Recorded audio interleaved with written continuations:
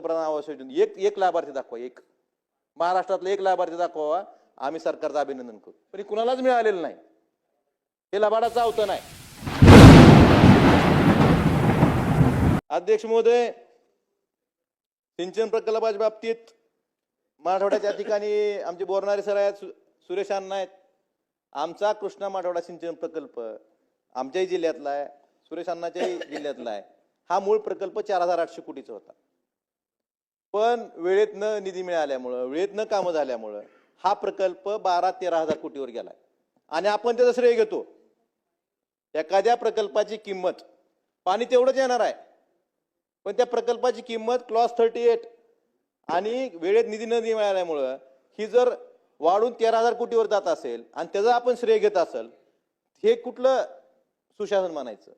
ही सगळी कंत्राटदाराची भरती आहे, अधिकाऱ्यांची भरती आहे. आणि आताही ज्या प्रमाणात निधी ह्या योजनेसाठी द्यायला पाहिजे होता त्या प्रमाणात निधी शासनाकडून दिला गेलेला नाही. यामुळे हा 13,000 कोटीचा प्रकल्प आपण जर वेळेत निधी नाही दिला तर 20,000 कोटीवर जायला सुद्धा, परत सुधारित प्रशासकीय मान्यता घ्यायला सुद्धा आपल्याला वेळ लागणार नाही. त्यामुळे माझी विनंती आहे, हे प्रकल्प तात्काळ त्याला लागणारा निधी तुम्ही केंद्र सरकारकडनं पैसे घ्या, कर्ज काढा, पण त्याला लागणारा निधी पूर्णतः उपलब्ध करून देऊन हे प्रकल्प लवकर पूर्ण करावेत. अध्यक्ष महोदय, नेहमी 13 जून 2019ला आपले सन्माननीय मुख्यमंत्र्यांनी एक भाषण केलं होतं आणि त्या भाषणातले वाक्य मलाही आवडलं होतं खूप, मराठवाड्यातल्या प्रत्येक माणसाला आवडलं असेल. ते काय म्हणले होते? या ठिकाणी असलेल्या ह्या पिढीनं दुष्काळ बघितलाय, पण मराठवाड्यातल्या पुढच्या पिढीला मी दुष्काळ बघू देणार नाही. अशा पद्धतीचे आम्ही सिंचन प्रकल्प राबवू. 5 DPR तयार केलेत, आमचे DPR पूर्ण झालेत. 2 महिन्यात निविदा प्रक्रिया होईल. हे कधी म्हणले होते? 13 जून 2019ला. आता आज किती तारीख आहे? डिसेंबर 2025 आहे, म्हणजे 25 संपत आलं, 26 होईल. 6 वर्ष होऊन गेले. 2 महिन्यात निघाली निविदा प्रक्रिया कुठं अडकली? या गतिमान सरकारमध्ये कुठं थांबली?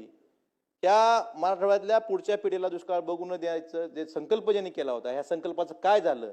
का ह्या नुसत्या निवडणुकाला घोषणा करायच्या, खोटी स्वप्न दाखवायची आणि प्रत्यक्षात ज्या वेळेस कारवाई करायची वेळ येते त्यावेळेस मात्र काहीतरी आमचा DPR चालू आहे, आमचा सर्वे चालू आहे. अण्णा, मला एक उदाहरण द्यायचंय. पार गोदावरी खोऱ्याचं, त्यातून पार खोऱ्यातनं गोदावरी खोऱ्याला पाणी आणायचा DPR सर्वे 2012ला चालू झालाय. 7 कोटी रुपये त्या सर्वेसाठी तरतूद होती. 52 कोटी रुपये खर्च झालेत. अद्यापर्यंतही त्याचा सर्वे कंप्लीट नाही. अद्यापर्यंत. आमच्या नंतर नारपार गिरणाला पाणी गेलं तिकडं, पण आमचा मराठवाडा जसं संताची भूमी आहे अण्णा, तशी सहनशील लोकांची भूमी आहे आपली. आपण कोणच काय बोलत नाही, पण ह्या बाबत सुद्धा आपण पक्षाचा अभिनिवेश बाजूला ठेवून आपण मराठवाडा म्हणून आपण एकत्र आलं पाहिजे. आणि सरकार कोणाचं का असं ना, पण आपल्या हक्कासाठी आपण सगळ्यांनी, मराठवाड्याच्या हक्कासाठी सगळे एकत्र येऊन आपल्या हक्काचं पाणी मिळवून घेतलं पाहिजे. आपण पश्चिम वाहिनी नद्याचं आश्वासन दिलं गेलं होतं, त्यावेळेस सांगितलं होतं की 11 धरणं जोडू वॉटर मराठवाडा ग्रीडनं. मी दरवेळेस बघतोय सत्ताधारी पक्षाचा प्रस्ताव आला अण्णा की मराठवाडा वॉटर ग्रीडचा त्यात उल्लेख असतो, पण तेवढाच उल्लेख असतो. त्या पुढे काय? जे 11 धरणं जोडणार होतात तुम्ही, 2 महिन्याची निविदा काढणार होतात, त्याचं काय झालं? 2019 पासून आपण हेच ऐकतोय. पुढं काय झालं? का नुसतीच आम्ही आमचं संकल्प आहे, आम्ही हे करणार आहेत, पण पुढं काय? ह्याच्या बाबतीत सरकारनं ठोस अशी उपाययोजना केली पाहिजे आणि ह्यासाठी सगळ्यांनी मिळून एकत्र सरकारला विचारलं पाहिजे.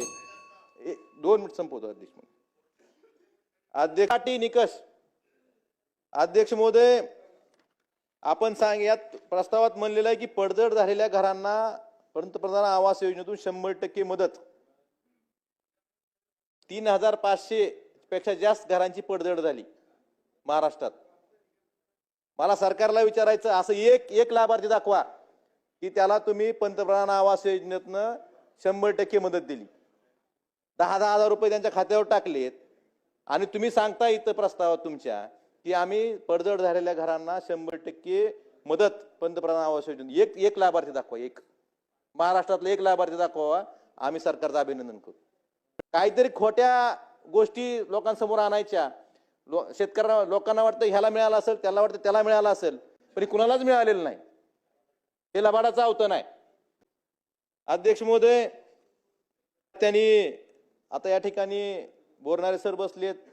बरेचसे आता बाबासाहेब आहेत आमचे, दुधाळ जनावरांसाठी 37,500 रुपये जाहीर केली मदत. मला या ठिकाणी बरेच शेतकरी आहेत, असं 37,500 रुपयात मिळणारी एक दुधाळ जनावर दाखवा. एक जर गाय घ्यायची म्हणलं तरी 1 लाखाच्या आत येत नाही. मग तुम्हाला जर खरीच शेतकऱ्यांना मदत करायची मिळते का 37,500 रुपयात? सर मिळतं का? खरं सांगा, शेतकरी म्हणून बोला. मग ह्या अशा वेळेस जर तुम्हाला खरीच मदत करायची असती तर कमीत कमी त्या जनावरांच्या किमती एवढी तर पैसे द्यायचे. 37,500 रुपयात काहीच येत नाही आणि त्याला 100 अटी निकष. अध्यक्ष महोदय,